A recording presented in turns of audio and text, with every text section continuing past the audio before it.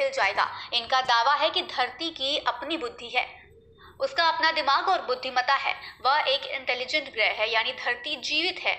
ये स्टडी हाल ही में international journal of astrobiology में प्रकाशित हुई है, जिसमें ग्रहीय बुद्धिमत्ता की बात कही गई है, यानी ग्रह के पूरे ज्ञान और तार्किक क्षमता की चर्चा की गई है। सबूत के तौर पर साइंटिस्ट बताते हैं कि जमीन के नीचे फंगस की विशालकाय परत है जो पूरी धरती में फैली हुई है।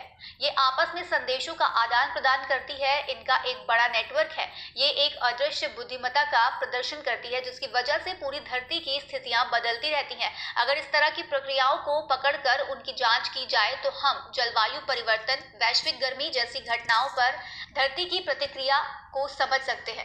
हमारी पृथ्वी पर शुरुआती जीवन यानी फंगस जैसे जीवों से लेकर इंसानों जैसे जटिल जीव मौजूद हैं। इंसानों द्वारा निर्मित पर्यावरण प्रदूषण से लेकर प्लास्टिक संकट तक की गंवा रही है हमारी धरती।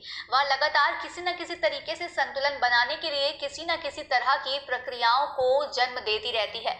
अमेरिका स्थित यूनिवर्सिटी ऑफ रोचेस्टर में फिजिक्स के प्रोफेसर एडम फ्रैंक ने कहा कि इंसान अभी तक धरती की भलाई के लिए सामुदायिक स्तर पर नहीं जुट पाया है, जैसे वह त्योहार के लिए साथ आता है या फिर बीमारियों के खिलाफ होता है। उदाहरण के लिए आप ऐसे समझ सकते हैं कि मान लीजिए पेड़ पौधे एक समुदाय हैं, उन्होंने खुद को जीवित रखने के लिए वैश्विक तौर पर प्रक्रिया शुरू की जिसे फोटोसिंथेसिस कहते हैं। प्रक्रिया सामुदायिक स्तर पर पूरी धरती पर हो रही है। बदले में क्या मिला? ऑक्सीजन।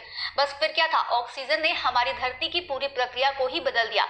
असल में पेड़ पौधे काम तो अपने लिए कर रहे हैं, लेकिन वो धरती की बुद्धिमत्ता का एक हिस्सा है। धरती पर मौजूद जीवन को अगर सामूहिक तौर पर देखा जाता है तो उसे बायोस्फीयर कहते हैं।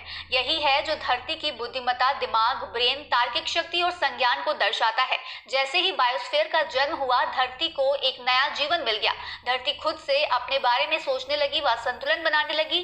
जब धरती पर किसी एक कोने में कुछ गड़बड़ होता है तो दूसरे कोने में वह कुछ ऐसा कर देती है जिससे संतुलन बन जाता है। स्टडी में शामिल यूनिवर्सिटी ऑफ रोचेस्टर में फिजिक्स एंड एस्ट्रोनॉमी के प्रोफेसर एडम फ्रैंक सहित कई अन्य वैज्ञानिकों ने बस ये ध्यान दिया कि बायोस्फीयर कैसे धरती को बदल रहा है, धरती किस तरह से बदलाव पर प्रतिक्रिया दे रही है, वह किस तरह से संतुलन बनाने का प्रयास करती है। ऐसी तमाम खबरों के लिए बने रहिए मिस टुडे के साथ। चैनल को लाइक और सब्सक्राइब करना। जो वीडियो आपको दिखाई है वो किस लिए दिखाई है कि पूरी दुनिया में पहली बार इंटरनेशनल क्राइम कंट्रोल ब्यूरो ने वो प्लेस ढूंढ दिया है जो कि धरती का ब्रेन है। जैसे इंसान का दिमाग होता है, जानवर का दिमाग होता है, पंछियों का दिमाग होता है, ऐसे ही धरती का दिमाग है। और इसमें विस्तार पूर्वक इस दिमाग को हर एक कोने से पल्स देने के लिए, इंफॉर्मेशन देने के लिए भी जरिए बने हुए हैं। ये फर्स्ट फोटो है जो आज मैं रिलीज़ कर रहा हूँ इस वीडियो में।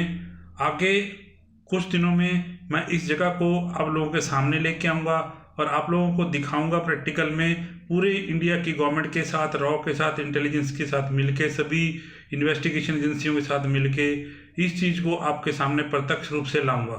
जय हिंद, जय भारत।